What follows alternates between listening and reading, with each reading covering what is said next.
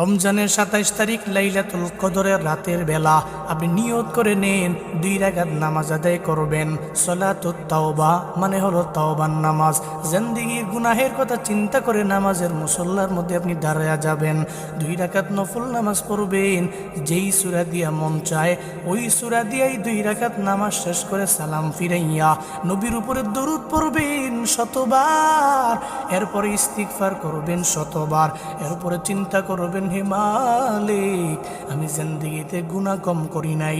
আপনার গুনাহের কথা চিন্তা করে মুনাজাত ধরে রবের দরবারে কাঁদবেন আর বলবেন, আল্লাহ তুমি আমার জিন্দেগির গুনাহ মাফ করে দাও।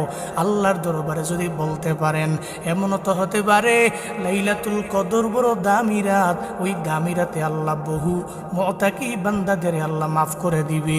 ওই ইতিকাফকারীদের উসিলায় লাইলাতুল কদরের উসিলায় আল্লাহ আপনার জিন্দেগির সব গুনাহ মাফ করে দিতে পারি।